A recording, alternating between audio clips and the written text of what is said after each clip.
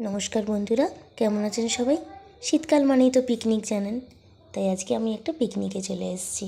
আমার হাজব্যান্ড যেখানে কাজ করে সেইখানেই তার দাদাটার বাড়িতেই আমি, আমার হাজব্যান্ড আর আমার দুই ছেলেকে নিয়ে চলে যাচ্ছি পিকনিকে। পিকনিকটা হচ্ছে আমাদের বাড়ির সামনে দিয়ে একটা রূপনারায়ণ নদী গেছে, সেই নদীরই পাড়ে পিকনিকটা হচ্ছে।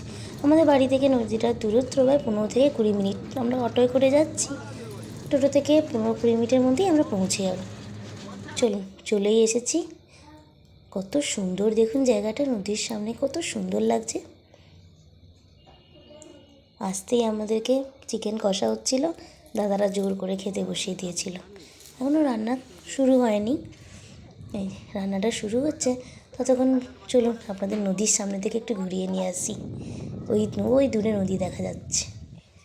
তারই মাঝখানে আমি একটু ছবি তুলে নিচ্ছিলাম, নিজের ছবি নিজেই তুলছিলাম। ওই যে দূরে নদী আছে, দুই ছেলেদেরকে নিয়ে আমি একটু যাচ্ছিলাম।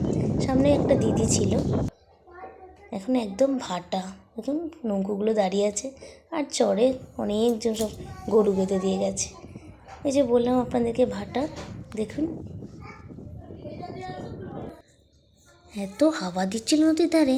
চলুন, ওপাশে আবার রান্না হয়ে গেছে, ডাকছে। কী কী রান্না হয়েছে আপনার সঙ্গে শেয়ার করি। আমাদের ছিল ভাত, আলু ভাজা, চিকেন, মটন, চাটনি, পাঁপড়, মিষ্টি। চলুন, খাওয়া দাওয়া শেষ আমাদের। এবার আমরা বাড়ির দিকে রওনা দেবো। এই যে সবাই মিলে গাড়ি উঠে পড়ছিলাম, এই আমাদের গাড়ি ছেড়ে দিয়েছে। চলুন বাড়ি চলে যাই। কেমন লাগলো ভিডিওটা কমেন্টে জানাবেন। ভালো থাকবেন, সুস্থ থাকবেন। শুভরাত্রি বন্ধুরা।